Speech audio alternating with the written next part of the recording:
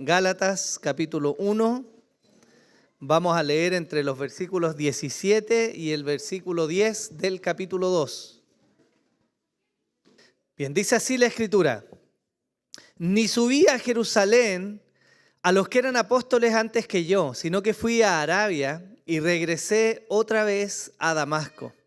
Entonces, 3 años después, subí a Jerusalén para conocer a Pedro y estuve con él 15 días, pero no vi a ningún otro de los apóstoles, sino a Jacobo, el hermano del Señor. En lo que os escribo os aseguro delante de Dios que no miento. Después fui a las regiones de Siria y Cilicia, pero todavía no era conocido en persona de las iglesias de Judea que eran en Cristo, sino que solo oían decir: el que en otro tiempo nos perseguía, ahora predica la fe que en un tiempo quería destruir. Y glorificaban a Dios por causa de mí. Entonces, después de 14 años, subí otra vez a Jerusalén con Bernabé, llevando también a Tito. Subí por causa de una revelación y les presenté el evangelio que predico entre los gentiles, pero lo hice en privado a los que tenían alta reputación, para cerciorarme de que no corría ni había corrido en vano. Pero ni aun Tito, que estaba conmigo, fue obligado a circuncidarse, aunque era griego. Y esto fue por causa de los falsos hermanos introducidos secretamente, que se habían infiltrado para espiar la libertad que tenemos en Cristo Jesús, a fin de someternos a esclavitud, a los cuales ni por un momento cedimos, para no someternos, a fin de que la verdad del evangelio permanezca con vosotros. Y de aquellos que tenían reputación de ser algo, lo que eran, nada me importa. Dios no hace acepción de personas. Pues bien, los que tenían reputación nada me enseñaron, sino al contrario, al ver que se me había encomendado el evangelio a los de la incircuncisión, así como Pedro lo había sido a los de la circuncisión, porque aquel que obró eficazmente para con Pedro en su apostolado a los de la circuncisión, también obró eficazmente para conmigo en mi apostolado a los gentiles. Y al reconocer la gracia que se me había dado, Jacobo, Pedro y Juan, que eran considerados como columnas, nos dieron a mí y a Bernabé la diestra de compañerismo, para que nosotros fuéramos a los gentiles y ellos a los de la circuncisión. Solo nos pidieron que nos acordáramos de los pobres, lo mismo que yo estaba también deseoso de hacer. Amén. Llegamos a este punto del libro de Gálatas, de la carta que el apóstol envía a los hermanos en Galacia, luego de que él presente al inicio su saludo y pase rápidamente a exponer el tenor de la carta. Esto es, exhortar a los hermanos y mostrarles que estaban siendo seducidos, que se estaban deslizando de aquel que los había llamado, que estaban abandonando la gracia del evangelio verdadero en pos de hombres que estaban infiltrados entre sus filas y que buscaban añadir algo más al evangelio. El apóstol se levanta en duros términos para reprender y exhortar a los hermanos y mostrarles que no hay cosa como un evangelio más algo. No hay un evangelio adulterado. En realidad, Gálatas 1:8 lo dice con toda claridad: no hay otro evangelio. Hay solo un evangelio que tiene como distintivo la gracia de Dios. Eso es lo que el apóstol ha venido mostrando al inicio de su carta. Pero justo luego después de que el apóstol les muestra que no hay otro evangelio y explica el tenor de su carta, él entonces pasa a defender su apostolado y el mensaje que él estaba predicando. Lo que nosotros vemos entre las líneas de la carta es que había un grupo de falsos hermanos infiltrados en las iglesias de Galacia que lo que estaba haciendo era desacreditar a Pablo como apóstol y por consecuencia desacreditar el mensaje que Pablo estaba predicando. Por lo tanto, como lo hace de manera similar cuando escribe a los hermanos en Corinto, Pablo tiene que pasar a defender ahora su apostolado, no por su orgullo, no por defenderse a sí mismo, sino porque la estrategia que estaban usando estos falsos hermanos era desacreditar el llamado de Pablo. Entonces, si se recuerdan bien lo que vimos en el sermón anterior, tiene que ver con cómo Pablo defiende la divinidad del mensaje que él ha recibido. Él claramente expone este evangelio que yo predico, no lo recibí de hombre alguno. Se me fue dado por revelación, ¿cierto? Y él testifica cómo Jesús mismo se encontró con él y él recibió el mensaje. Lo que vemos ahora, entonces, es una sección en la cual el apóstol va a presentar distintos argumentos de cara a los hermanos de Galacia para mostrarles que en realidad su apostolado y su mensaje tienen un origen divino y no de hombres. Eso es lo que vamos a exponer el día de hoy. Y esto, más allá de una defensa del apostolado de Pablo, nos va a presentar algunos principios que son relevantes para nosotros el día de hoy y que nos deben llevar a reflexionar en la forma en que nosotros hacemos la vida de iglesia. ¿Me sigue hasta acá? Perfecto. Bien, entonces si nosotros vamos a mirar este texto que acabamos de leer, nosotros nos vamos a dar cuenta fácilmente que hay 4 secciones o 4 divisiones o tiempos que el apóstol marca en su mensaje. El primero de ellos, en el versículo 17, se nos presenta que justo después de su conversión, Pablo viajó a Arabia y a Damasco, la parte norte de Judea, si nosotros miramos el mapa, y él predicó el mensaje del evangelio. Entre los versículos 18 y 20 se nos presenta otra sección, que es la primera visita del apóstol a Jerusalén, donde se reúne, dice, con el apóstol Pedro por 15 días. Después de eso tenemos una salida apresurada, donde Pablo visita Siria y Cilicia. Ahí se encuentra Tarso, la ciudad natal del apóstol, y él también predica el evangelio ahí. Y finalmente tenemos otra sección, que es lo que abarca los primeros 10 versículos del capítulo 2, donde se nos muestra ya con más detalle lo que ocurrió cuando el apóstol, después de muchos años, subió de nuevo a Jerusalén y ahí él sí se encontró con los otros apóstoles y él explicó el mensaje del evangelio. Ahora, ¿qué es importante mirar de todo esto? Bueno, evidentemente todo es importante, pero hay cosas que resaltan. 2 aspectos son muy relevantes en la primera sección del texto. Uno de ellos es lo que Pablo hizo precisamente después de ser llamado por el Señor. Es notorio en el texto que apenas el apóstol es llamado por Jesús, él se levanta y comienza a predicar el evangelio. Y esto es importante para la defensa que él está presentando ante los Gálatas, porque si la premisa es que su evangelio y su apostolado son de hombres, es decir, él mismo se llamó, o hubo otro que lo llamó y entonces le quita legitimidad a su mensaje, ¿ya? Es lógico que él hubiera inmediatamente después de su llamado sido instruido por hombres. Pero la Biblia nos muestra, y su defensa es precisamente que eso no fue lo que ocurrió. En el versículo 17 se nos dice que inmediatamente subí a Jerusalén a los que eran apóstoles antes que yo, sino que fui a Arabia y regresé otra vez a Damasco. Esto es llamativo porque apenas el apóstol es llamado por el Señor, él inmediatamente recobra su visión, pasa un par de días con los hermanos e inmediatamente sale a predicar el mensaje del evangelio. El texto paralelo de este episodio se encuentra en Hechos 9, y entre el versículo 18 y el versículo 24 se nos dice lo siguiente: al instante cayeron de sus ojos como unas escamas, y recobró la vista, y se levantó y fue bautizado. Tomó alimentos y cobró fuerzas. Y por varios días estuvo con los discípulos que estaban en Damasco. Y enseguida se puso a predicar a Jesús en las sinagogas, diciendo: Él es el Hijo de Dios. Y todos los que lo escuchaban estaban asombrados y decían: ¿no es este el que en Jerusalén destruía a los que invocaban este nombre? Y el que había venido aquí con este propósito para llevarlos atados ante los principales sacerdotes. Pero Saulo seguía fortaleciéndose y confundiendo a los judíos que habitaban en Damasco, demostrando que este Jesús es el Cristo. Después de muchos días, los judíos tramaron deshacerse de él, pero su conjura llegó al conocimiento de Saulo y aún vigilaban las puertas día y noche con el propósito de matarlo. Pero sus discípulos lo tomaron de noche y lo sacaron por una abertura en la muralla, bajándolo en una canasta. Este mismo relato es contado de manera similar por el apóstol Pablo en su carta a los hermanos de Corinto, particularmente en 2 de Corintios capítulo 11, en el versículo 30 se nos dice así: si tengo que gloriarme, me gloriaré en cuanto a mi debilidad.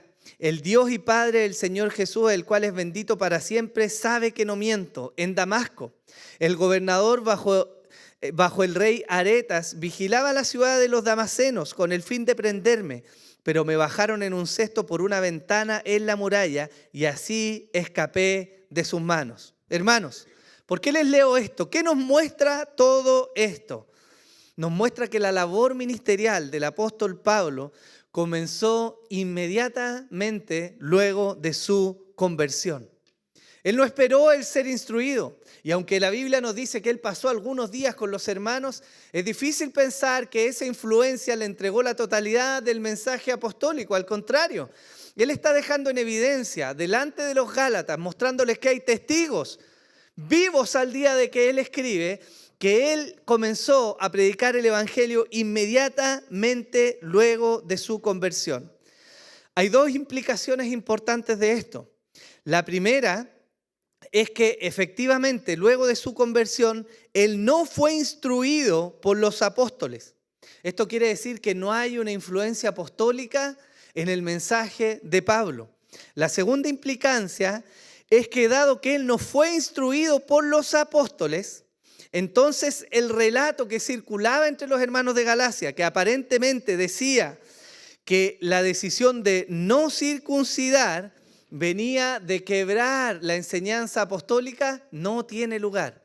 Es decir, con lo que Pablo lo que está argumentando acá es que no hay una enseñanza apostólica de la iglesia en Jerusalén que mande a los hermanos a circuncidar a los gentiles. Eso es lo que él está diciendo. ¿Cómo lo está demostrando? Él está diciendo, yo me convertí, el Señor me llamó y yo comencé a predicar. ¿Dónde? Comencé a predicar en Damasco y en Arabia. Primero a los judíos y también a los gentiles, y no los mandaba a circuncidarse. Los opositores de Pablo estaban diciendo, ¿cierto? Él no los está mandando a circuncidar, rompiendo la enseñanza de los apóstoles en Jerusalén. Eso es, de alguna manera, lo que nosotros leemos que era la acusación contra Pablo.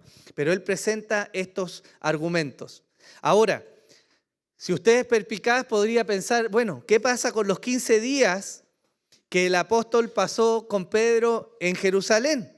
Quizás esa fue la instancia en que Pedro instruyó al apóstol Pablo de todo el mensaje apostólico, ¿no?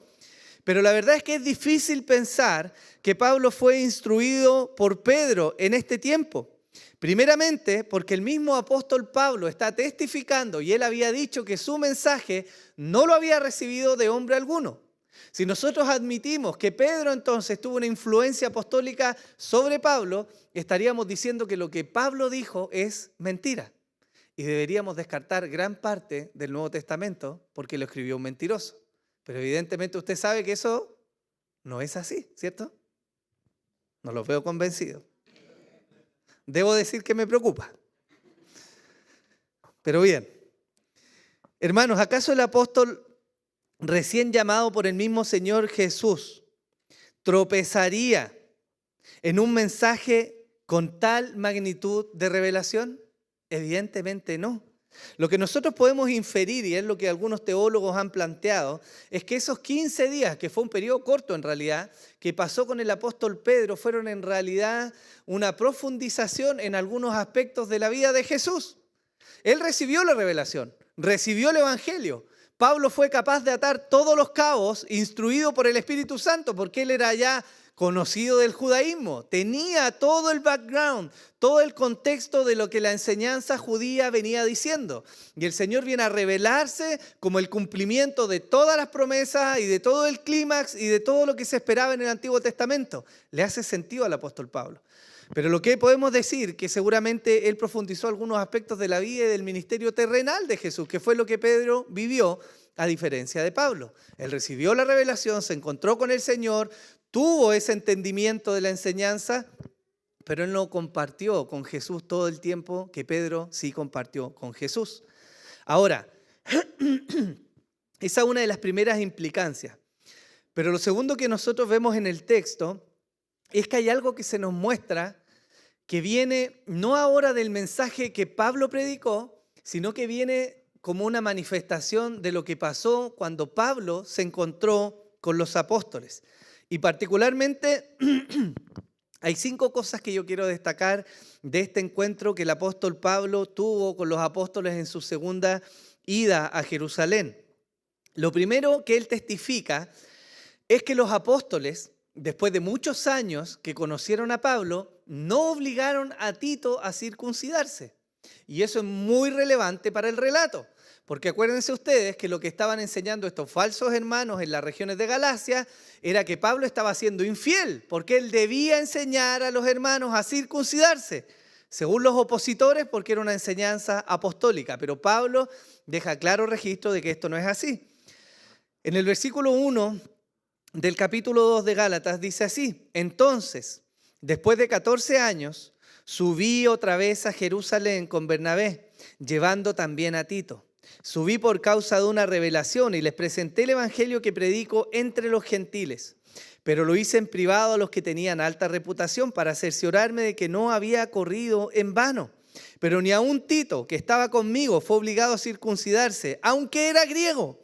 Y esto fue por causa de los falsos hermanos introducidos secretamente que se habían infiltrado para espiar la libertad que tenemos en Cristo Jesús, a fin de someternos a esclavitud, a los cuales ni por un momento cedimos para no someternos, a fin de que la verdad del Evangelio permanezca con vosotros. Este es un aspecto muy importante de la defensa del apóstol Pablo. De hecho, me atrevería a decir, o podríamos inferir, que con toda dedicación, conscientemente, intencionalmente, el apóstol Pablo sube a Jerusalén con un hombre que era griego. Esta era la prueba definitiva. Si los apóstoles iban a circuncidar a Tito, entonces seguramente había algo que él podría no haber comprendido. Pero al llevar a Tito y exponerlo delante de los apóstoles y no ser obligado a circuncidarse, él está mostrando su punto a los hermanos de Galacia. Es falso este mensaje que les están diciendo, que algo más debe añadirse al Evangelio, algo más que la fe en Jesús.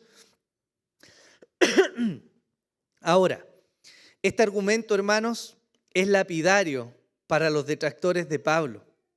Y no solo muestra la falsa enseñanza que ellos estaban haciendo, sino que además logra mostrar algo que vamos a ver ahora un poco más adelante, y es la unidad del mensaje del Evangelio que Pablo estaba predicando con el mensaje apostólico de Jerusalén en ese momento.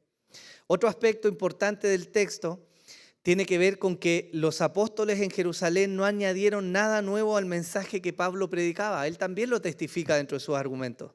En el versículo 6 del capítulo 2 de Gálatas, él dice: y de aquellos que tenían reputación de ser algo, lo que eran, nada me importa, Dios no hace acepción de persona. Pues bien, los que tenían reputación, nada me enseñaron. Tal como lo indica Pablo, luego de su reunión con Pedro, con Jacobo, con Juan, estos no tuvieron nada que añadir al mensaje de Pablo. Y esta es una muestra muy importante, hermanos, de la veracidad del llamado de Pablo. Porque él está testificando en un tiempo en que, recuerden ustedes, había testigos visibles. Pablo está entregando los nombres no solo de columnas de la iglesia, no solo de hombres que eran conocidos en la iglesia en ese entonces, sino además de hombres a quienes se les podía ir a preguntar si lo que Pablo estaba diciendo era verdad. Y él está diciendo: ninguno de estos hombres tuvo nada nuevo que añadir al mensaje que yo predicaba. Esto bota el argumento de los detractores de Pablo de que su mensaje venía de los hombres y de que su apostolado venía de los hombres. Es más, el tercer punto que nosotros notamos es que ellos no solo no añadieron nada al mensaje, no solo no mandaron a Tito a circuncidarse, sino que además confirmaron el apostolado de Pablo. ¿Dónde lo dice? Sino al contrario, dice la Escritura: al ver que se me había encomendado el evangelio a los de la incircuncisión, así como Pedro lo había sido a los de la circuncisión, porque aquel que obró eficazmente para con Pedro en su apostolado a los de la circuncisión, también obró eficazmente para conmigo en mi apostolado a los gentiles. Pablo está indicando que en su reunión en Jerusalén con los apóstoles, luego de que los hermanos escucharan el mensaje que él predicara, luego de que no tuvieran nada nuevo que añadir, de que no mandaran a Tito a circuncidarse, reconocieron además que a Pablo se le había dado un llamado apostólico. A diferencia de Pedro y de ellos, en un contexto muy particular al inicio, a los judíos, a él se le había dado un llamado apostólico. ¿A dónde? ¿A quién? A los gentiles. Y él está exponiendo ese punto. Y con eso él está mostrando que lejos de que los apóstoles tuvieran algo que reprocharle, más bien confirmaron y se maravillaron de que este hombre que antes perseguía a la iglesia, ahora estaba siendo llamado a predicar el mismo evangelio de su Señor a los gentiles. Y se cumple la palabra del Señor, ¿o no? ¿Se acuerdan cuando él dijo que iban a predicar en Jerusalén, en Judea, en Samaria y hasta los confines de la tierra? ¿Cierto? Ese mensaje se estaba cumpliendo ahora por boca del apóstol Pablo. Y los antiguos, los que habían estado con Jesús, los que compartieron las columnas de la iglesia, reconocieron ese llamado apostólico. Pero hay algo más que nos dice, un cuarto punto, y es que ellos no solo reconocieron el llamado apostólico de Pablo, sino que también reconocieron algo que vino de Dios sobre la vida de Pablo. En el versículo 9, la primera parte del versículo, el apóstol Pablo dice, y al reconocer la gracia que se me había dado. Esto es maravilloso. La actitud de los apóstoles en Jerusalén se presenta como un respaldo a la labor apostólica de Pablo. Ellos están reconociendo que este hombre no simplemente conocía acerca de la ley y del judaísmo. No solo están reconociendo cierto grado de astucia que el apóstol Pablo pudo haber tenido. Ellos están reconociendo una gracia divina que reposó sobre la vida de Pablo. Ellos vieron, examinaron, miraron y fueron capaces de ver que Dios estaba obrando por medio de la vida de este hombre antes perseguidor de la iglesia. Eso es algo muy relevante y muy importante. Hermanos, si la gracia de Dios estaba siendo evidenciada sobre la vida de este hombre, ¿quién se puede oponer? Si los mismos apóstoles que estuvieron con Jesús reconocieron que este Pablo tenía la gracia de Dios, ¿bajo qué autoridad los detractores de Pablo podían sostener sus juicios contra el apóstol? No había forma. Pablo estaba votando los argumentos de los detractores, no por él, sino porque el argumento de sus detractores era votar a Pablo, para que votando a Pablo pudieran entonces traer cautivos a los hermanos de Galacia a un evangelio diferente que el que ellos habían recibido. Esa es la argumentación de Pablo hasta este punto. Pero hay algo más que corona, un quinto punto que viene a coronar el argumento de Pablo en respecto a los apóstoles en Jerusalén. Y esto es que ellos fueron recibidos no solo como predicadores del evangelio, no solo como portadores de la gracia de Dios, sino además como compañeros en el evangelio. El mismo versículo 9 del capítulo 12 nos dice, y al reconocer la gracia que se me había dado, Jacobo, Pedro y Juan, que eran considerados como columnas, nos dieron a mí y a Bernabé la diestra de compañerismo, para que nosotros fuéramos a los gentiles y ellos a los de la circuncisión. Solo nos pidieron que nos acordáramos de los pobres, lo mismo que yo estaba también deseoso de hacer. Esta viene a ser la corona de la confirmación. Los apóstoles vienen y le dan la mano, no como algo habitual que nosotros solemos hacer, era una señal de aceptación, era una señal de compañerismo. Con esta despedida, después de ese tiempo en Jerusalén, el apóstol Pablo está testificando que los mismos apóstoles que no lo rechazaron, que no mandaron a Tito a circuncidar, que no añadieron nada al mensaje del evangelio que él predicaba, ahora los consideraban compañeros. Y de alguna manera se lograron repartir la labor apostólica. Ellos reconocieron, vamos a ir a los de la circuncisión. Pablo, Dios te llamó a la incircuncisión, anda, predica el evangelio a los de la incircuncisión, predica el mismo evangelio. Y esto viene a testificar, hermanos, de manera poderosa, cómo este hombre verdaderamente ha sido llamado por Dios. Cómo este hombre verdaderamente ha recibido el mensaje divino y entonces tiene autoridad para enseñar a los hermanos en Galacia, para corregirlos y para guiarlos hacia el verdadero evangelio de Jesús. ¿Lo sigue hasta acá? Ahora, hermanos, hay cosas importantes que nosotros podemos notar. Algunas lecciones que yo quiero destacar, que por supuesto no cubren todo lo que pudiéramos decir del texto, pero son puntos que resaltan del ministerio de Pablo y que son importantes para nuestra reflexión el día de hoy. La primera de ellas que debo destacar es la obediencia del apóstol Pablo. El relato de la conversión de este hombre está acompañado de una declaración del Señor al hermano Ananías. Él dice: pero el Señor le dijo, ve, porque Él me es un instrumento escogido para llevar mi nombre en presencia de los gentiles, de los reyes y de los hijos de Israel, porque yo le mostraré cuánto debe padecer por mi nombre. Hermanos, ¿por qué es necesario volver a esto? Porque la obediencia del apóstol Pablo es digna de destacar. Él recibe un mensaje, él recibe un llamado de Jesús. Él se da cuenta que aquel a quien estaba persiguiendo por perseguir a la iglesia no es otro sino el Dios encarnado, el clímax de toda la revelación, el Mesías prometido, el Salvador. Él lo reconoce, pero además él reconoce a Jesús con un título muy particular. Él reconoce a Jesús como su Señor. Eso quiere decir que él se reconoce a sí mismo como siervo de Jesús.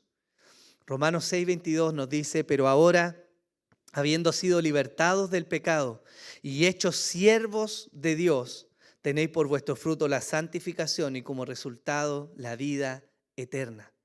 La palabra que usa el apóstol para referirse a siervos es muy conocida, quizá usted la ha escuchado, es doulos. Y eso tiene una traducción que literalmente significa esclavo. Pablo se reconoce a sí mismo como un esclavo de Cristo. Eso significa en su implicación que su libertad, que su disposición o que el trabajo de su vida está sujeto al mandato de aquel que es Jesús. Hermanos, si nosotros examinamos esto en la vida de Pablo, vamos a ver que tiene una importancia muy grande. ¿Qué frutos tuvo la obediencia en la vida de Pablo? Bueno, su obediencia glorificó a Dios en múltiples ocasiones. Eso es algo del fruto de la obediencia en la vida de Pablo. Su obediencia llevó a muchos a la salvación en Cristo. Su obediencia afirmó la fe de muchos hermanos.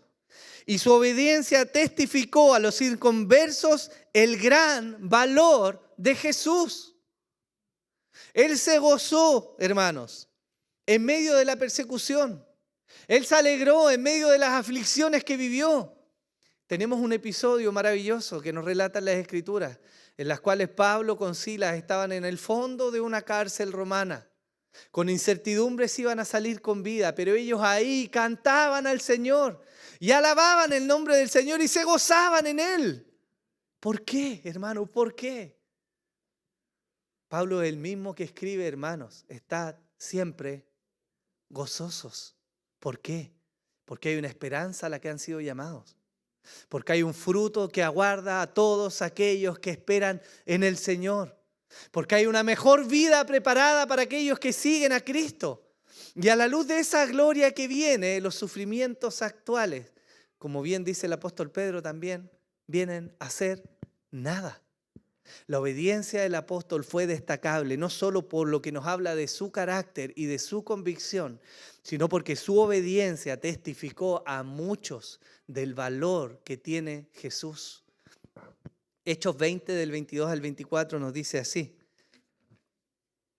y ahora, he aquí que yo, atado en el Espíritu, voy a Jerusalén sin saber lo que allá me sucederá, salvo que el Espíritu Santo solamente me da testimonio en cada ciudad diciendo que me esperan cadenas y aflicciones.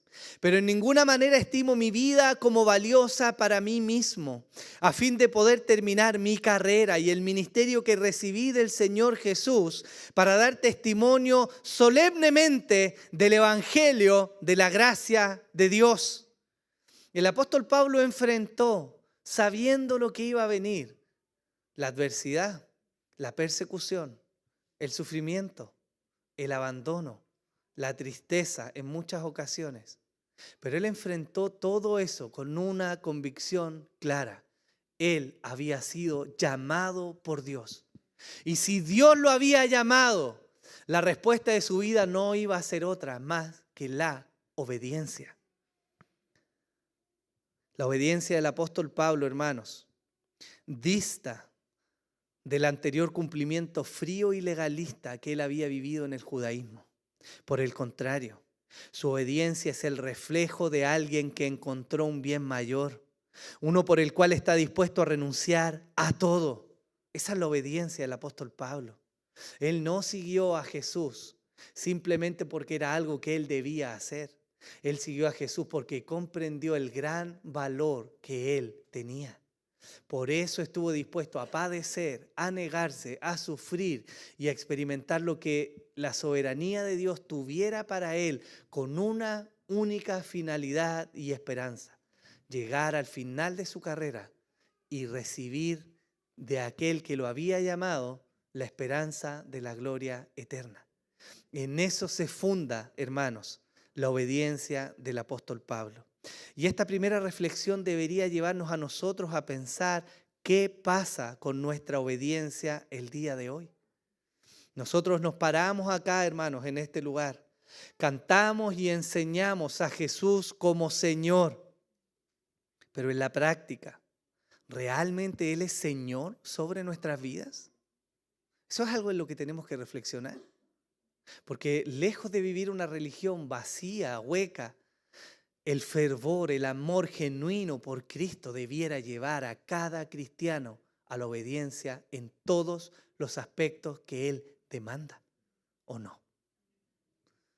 Nuestra obediencia, hermanos, debiera testificar grandemente a hermanos y a inconversos el gran valor que Dios tiene para nosotros. Eso es lo que Pablo hacía. Cuando él se sometía a sí mismo y sometía su cuerpo y se negaba y sufría y padecía y cumplía el llamado ministerial que Dios le había dado, él lo hacía porque sabía cuán valioso era Jesús. Yo les quiero hacer reflexionar hoy día, hermanos, como primer punto, cuál es el valor que Cristo tiene para nosotros el día de hoy. Porque si nosotros le decimos Señor, la consecuencia lógica de aquello es que entonces seamos siervos. Amén. El Señor enseña esto en la antesala de una parábola que nosotros vimos hace no mucho tiempo. Cuando Él va a enseñar la parábola de los dos cimientos. Antes de enseñar esta parábola, el Señor dice lo siguiente en Lucas 6:46. ¿Por qué me llaman Señor, Señor y no hacen lo que yo digo? ¿No testifica aquello acaso que parece que Jesús no es el Señor de aquellos que le llaman Señor, pero que intencionalmente se apartan de Él? Eso es algo en lo que deberíamos reflexionar. Lo segundo que podemos reflexionar del ministerio del apóstol Pablo es acerca de su humildad. En sus propias palabras, el apóstol demuestra ante los Gálatas las medallas que él tenía en el judaísmo. Él expresa su conocimiento, su celo, el fervor con el cual él seguía la enseñanza de sus padres. Pero él también muestra que a la luz del Evangelio de Jesús, eso ya no era valioso. Él había sido llamado por el Señor y no de cualquier manera. Él testifica haberse encontrado directamente con Jesús. Es Él, Jesús, quien confronta a Pablo y le dice, ¿por qué me persigues? Él recibió una revelación particular y de manera muy elevada, me atrevería a decir yo, a muchos hombres en su época. Él recibió un llamado especial del Señor, pero aún así, con toda esa revelación, con todo ese conocimiento, Y con todo lo que él había podido experimentar, aún así, la Escritura nos dice que él fue a los hermanos en Jerusalén. La Escritura nos dice, entonces, después de 14 años, subí otra vez a Jerusalén con Bernabé, llevando también a Tito. Subí por causa de una revelación y les presenté el evangelio que predico entre los gentiles, pero lo hice en privado los que tenían alta reputación, para cerciorarme de que no corría ni había corrido en vano. Pablo, hermanos míos, no está dudando del evangelio que él ha recibido. Tampoco está dudando de su llamado. Es lo que él está mostrando a los hermanos en Gálatas. Él les está diciendo, yo no dudo de mi llamado, ni dudo de lo que les he enseñado. Por eso les está presentando todas las evidencias de lo que él hizo, porque él tenía seguridad de lo que había recibido. Eso quiere decir que el motivo por el cual subió no era un cerciorarse en el sentido del temor. Quizás he pasado muchos años, más de 14 años, predicando un evangelio que quizás no es el evangelio que recibí. Esa no es la postura con la que Pablo sube a Jerusalén. Al contrario, él sube en una actitud de amor, en un propósito de buscar unidad y para evitar que la obra de Dios entre los gentiles se viera afectada. Él subió en humildad y se sujetó a ser mirado y examinado por los otros apóstoles. Eso es lo que él está haciendo. Y eso, hermanos míos, no es otra cosa sino humildad. Con todo y su revelación, con toda la grandeza de lo que Pablo representaba en ese momento, con todas sus medallas, con todas las marcas de ser verdaderamente un apóstol de Cristo, él aún así sube en humildad y se somete a ser mirado y examinado por los otros apóstoles en Jerusalén. Él aprendió bien del Señor Jesús, porque él dijo, tomad mi yugo sobre vosotros y aprended de mí, que soy manso y humilde de corazón, y hallaréis descanso para vuestras almas. Hermanos, la humildad es un factor esencial de la vida cristiana. No puede haber cristianos que permanezcan a lo largo de su vida en una actitud de orgullo, porque el orgullo se contrapone diametralmente a lo que Jesús mismo enseñó. Ese gran texto, ese hermoso poema, esa narración que se nos da en Filipenses 2, que nos muestra la humildad de Jesús, es el llamado también para cada uno de sus hijos. Usted y yo, hermanos, somos llamados profundamente por el Señor a vivir una vida de humildad. Debiera ser la marca distintiva de todos los cristianos, el ser humildes. Si el Dios que es creador de todas las cosas, que es soberano sobre todo, se humilló a venir a morar en un cuerpo humano y se sometió bajo su misma creación y murió por manos de esa creación, ¿cuánto más usted y yo? Pero nosotros a veces nos paramos de manera orgullosa, ¿no? Y decimos, ¿y este otro qué me va a venir a enseñar a mí? ¿O no nos pasa a veces en el tenor del matrimonio? ¿Y este qué se cree? ¿Y esta hermanita qué se cree que viene a tratarme así? Pero hermano, esos ecos del orgullo no vienen del Señor. Son ecos que vienen del infierno mismo. Porque debiéramos ser las personas más humildes sobre la faz de la tierra. El apóstol Pablo testifica con su ministerio, a pesar de lo que aparentemente sus palabras ásperas nos dicen. Él es una muestra viviente de lo que el llamado del evangelio produce en los hombres: humildad. Él se sujetó, se sometió, subió para recibir compañerismo de los apóstoles que estaban y que habían estado con el Señor. Pero hay algo más que también nos muestra su ministerio. Y es un llamado muy particular que debiéramos abrazar el día de hoy, y es la firmeza con la que él tomó su llamado ministerial. Recuerden ustedes, hermanos, el tenor de la carta a los Gálatas. Este es de reprender, exhortar y ordenar a los hermanos que se estaban desviando tras un evangelio diferente. ¿Qué iba a hacer Pablo sobre esto? Pablo se levanta con firmeza. Si él no hubiera tenido amor, si él no hubiera tenido la convicción, él simplemente hubiera dejado que los hermanos en Galacia se perdieran detrás de otro evangelio. Si Pablo hubiera sido como nosotros somos a veces, cuando decimos, ese es problema de otro.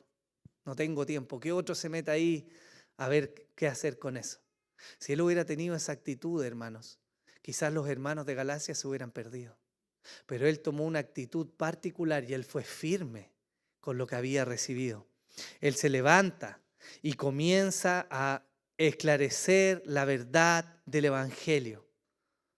Él levanta el mensaje que había recibido de cara a los hermanos en Galacia.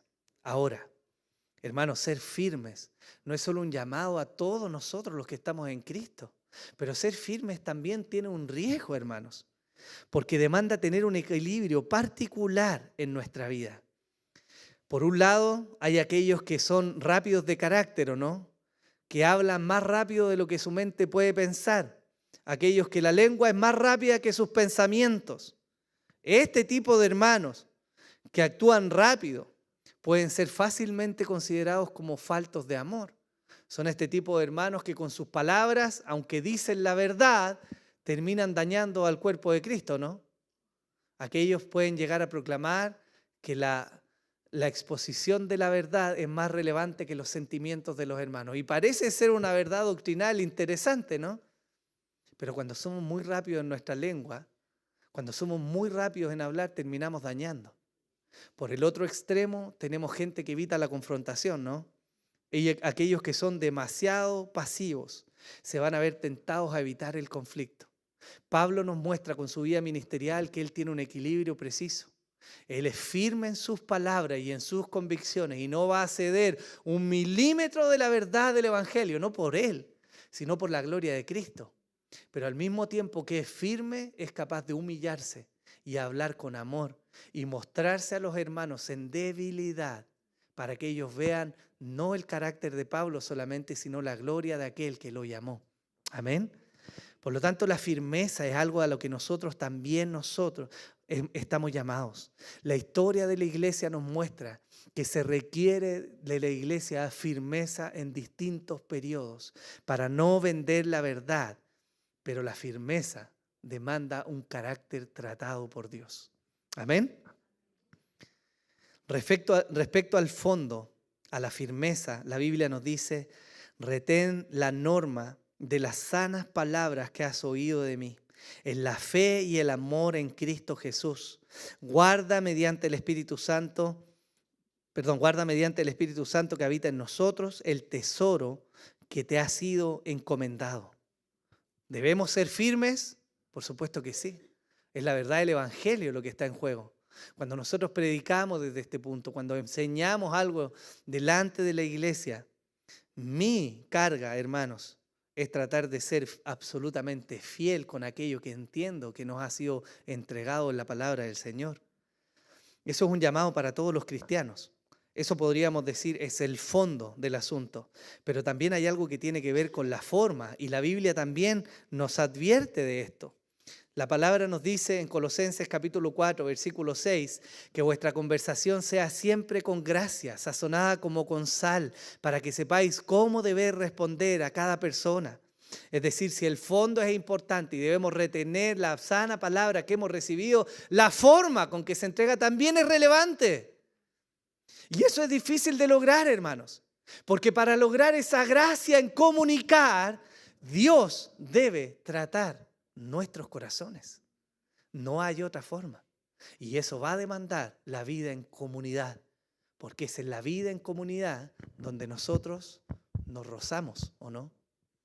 Usted va a evidenciar claramente a aquellos hermanos o hermanas que son medio escurridizos, resbalosos, ¿cierto? No les gusta congregarse mucho, no les gusta participar en las reuniones, usted les pregunta algo y como que se va por allá. Pero hermanos, sin esta vida comunitaria donde nos confrontamos, es imposible que usted y yo maduremos. Nos vamos a equivocar y eso va a demandar una mirada de nosotros mismos y un arrepentirnos y un pedir perdón, pero va a demandar de aquellos que son ofendidos la capacidad de perdonar e ir a la reconciliación. Y en todo aquello el Señor es glorificado. Por lo tanto, el fondo importa, la forma importa, y hay una advertencia que nos deja la Escritura. Eclesiastés capítulo 10, versículo 1 dice: las moscas muertas hacen que el ungüento del perfumista dé mal olor. Un poco de insensatez pesa más que la sabiduría y el honor. Este texto debiera hacernos reflexionar profundamente acerca de cómo nosotros nos comunicamos, de cómo vivimos con otros. Usted puede ser un hermano o una hermana absolutamente dotado, con entendimiento, con capacidad, con una buena vida, con un buen testimonio, recto, íntegro. Pero si usted cada vez que abre la boca termina dañando a los hermanos, usted echa por tierra todo lo que su testimonio ha venido construyendo. Eso es lo que nos dice el texto. Y eso es algo que nos debiera hacer a nosotros muy cuidadosos al momento de exhortar, reprender y guiar a otros. Porque no podemos echar por tierra el santo testimonio que Dios construye en nuestra vida. Amén. Bien. Ahora, hermanos, para finalizar, ¿habrá algo más que nos importe de este texto para nosotros? Evidentemente sí. Y yo quiero mencionar solo 3 cosas que son importantes para nosotros el día de hoy como aplicación. La primera de ellas, y quizás la que baña todo el texto que estamos leyendo, es el que podamos apreciar la gracia de Dios. Uno de los puntos claves, hermanos, en la defensa del apóstol Pablo viene de la mano de quién es él mismo. Él ha pasado de ser un perseguidor a ser un perseguido. Ha pasado de ser un asesino a un cuidador de vidas. Él ha pasado de ser un religioso a un verdadero creyente, de ser un enemigo a un siervo fiel. Y esto nos muestra la potencia de la gracia de Dios en la vida de los seres humanos. Gálatas 1:15 dice, pero cuando Dios, que me apartó del vientre de mi madre y me llamó por su gracia, es la gracia de Dios, hermanos, lo que logra que este hombre, un perseguidor de la iglesia, un detractor, un asesino, se transforme ahora en un instrumento útil. La gracia de Dios transformó a este león desenfrenado en un tierno gatito de cara a la iglesia, firme en defender la verdad, pero un hombre con un carácter tratado, un hombre que ahora lloraba con los hermanos, un hombre que se dolía por el cuidado de la iglesia, un hombre que se desvelaba orando por las necesidades de sus hermanos, que estaba dispuesto a negarse a sí mismo, a dar todo de él, sus bienes, sus posesiones, aún su salud, porque la gracia de Dios lo había transformado. Hermanos, si nosotros no apreciamos la gracia de Dios, entonces tenemos problemas por delante. Porque cuando no apreciamos la gracia de Dios en nuestras vidas, el orgullo va a ser lo que emane rápidamente. ¿Usted quiere ver a una persona que no entiende bien la gracia de Dios? Mire al más o la más orgullosa que usted conozca. Y se va a dar cuenta que esa persona no entiende bien la gracia de Dios. Porque cuando entendemos la gracia, la consecuencia lógica sobre nuestras vidas no es sino el humillarnos delante del Señor. ¿Qué ofensa puede haber tan grave como para que te prives de la comunión? Nuestra confesión de fe lo dice. Nuestro documento de doctrina y política lo dice. No es lícito que algún creyente se prive de la comunión si tiene algún problema con otro creyente.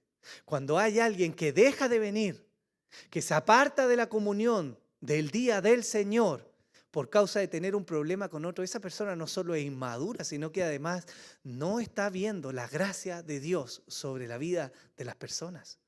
Por eso es tan relevante que nosotros seamos capaces de mirar esto. Es la gracia de Dios lo que nos mantiene humildes. Es la gracia de Dios lo que nos hace trabajar con otros. Y es la gracia de Dios lo que va a transformar a cada uno de los que estamos acá. Si hay algo que necesita ser transformado en tu vida, hermano, la gracia de Dios puede hacerlo. Pablo viene como el testimonio más grande, como la muestra más notoria y evidente de los cambios diametrales que el Evangelio puede hacer. Y parece que nosotros a veces miramos con recelo y decimos, esta persona no va a cambiar. Esta persona no tiene remedio. ¿Quién va a cambiar a este pobre desgraciado, a esta pobre mujer? Oh, su carácter. Pero es el Evangelio de la gracia, hermanos. Él puede cambiar a las personas.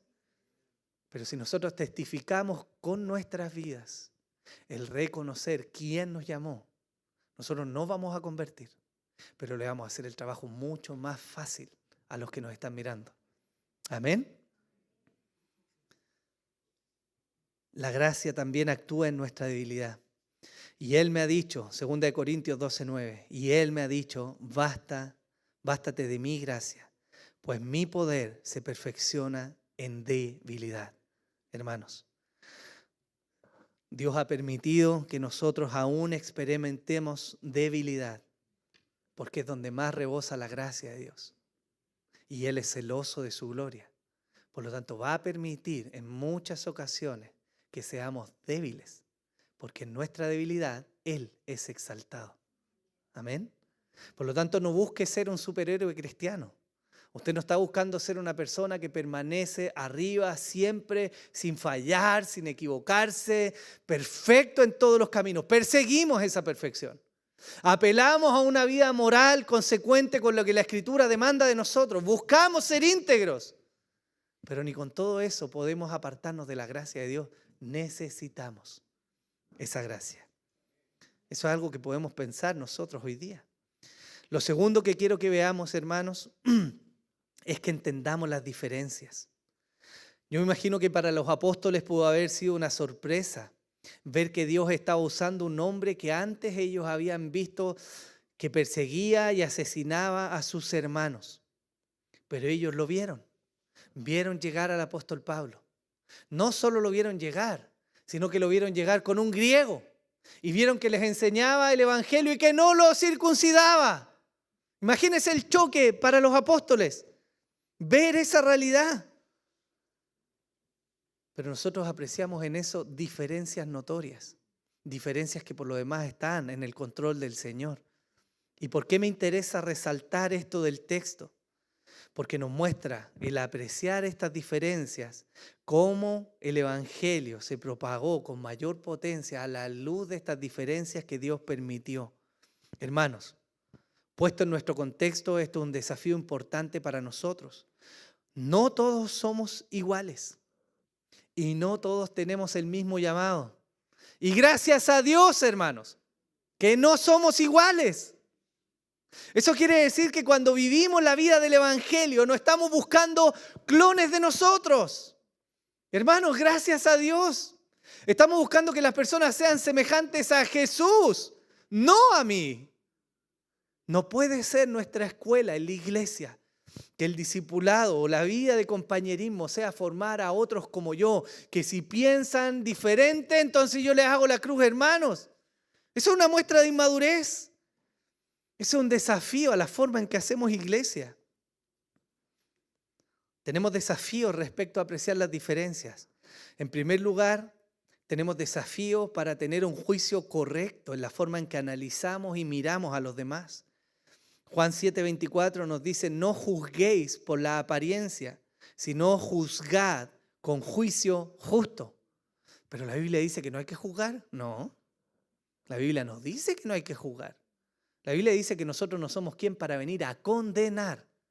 Pero usted y yo debemos ser de alguna manera juiciosos, ¿o no?